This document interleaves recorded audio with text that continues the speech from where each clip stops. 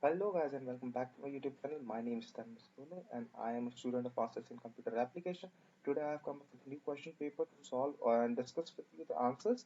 Okay, so this question paper is of theory of computation, which we are learning or studying from Dr. Shaligram Prajapati, which is our uh, teacher or faculty which we call.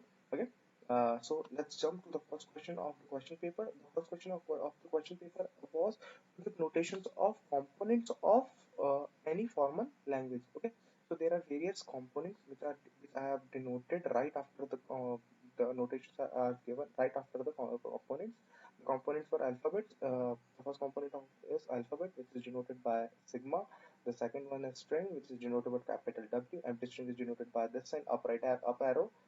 And the length of the string is denoted by modulus of W, which is nothing but the modulus of any string.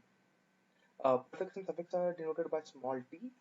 Any of the languages, means any language is denoted by L, and there are various operators on language which are union, intersection, concatenation, and there are various other operators also. So let's jump to the other question or the other part of the question. The other part of the question is define FA and acceptance of string by FA. So first, what is defined means FA. What is FA? FA is finite automata, and finite automata is a five tuple language.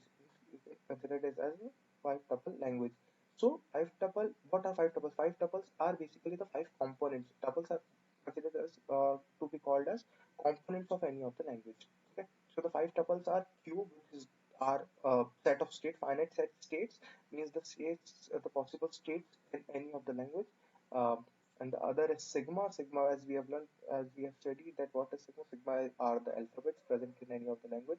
The third is transition function. Transition function we will look after later. And the other is Q naught. Q naught is the initial state or the input state of any of the process of language, procedure of language. And the F is the final capital F. Please remind it, the capital F, not a small f.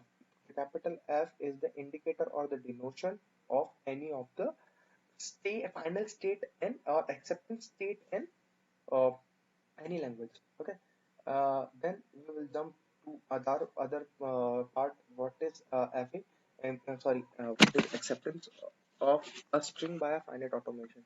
See, so as you can read it as acceptance of string by finite automation refers to whether the finite automation, when given a specific input string, ends up in an accepting state after processing the entire string according to its transition rules. Means it is following the transition rules or the corresponding transition rules or not. If the automation reaches an accepting state, it is said accept the string. Otherwise, it means it if it will follow the rules, it will get accepted. Otherwise, it will get rejected.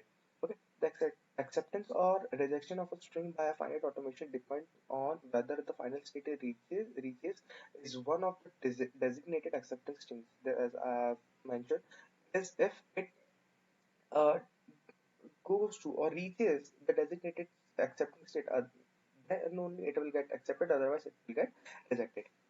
And the third part of the question is the four differences between NFA and DFA. What is NFA? As first, DFA. What is DFA? DFA is deterministic finite automaton. And as DFA, there is another part of FA which is non-deterministic finite automaton. Okay, so in DFA, let's see DFA first, or we can see comparison of both first.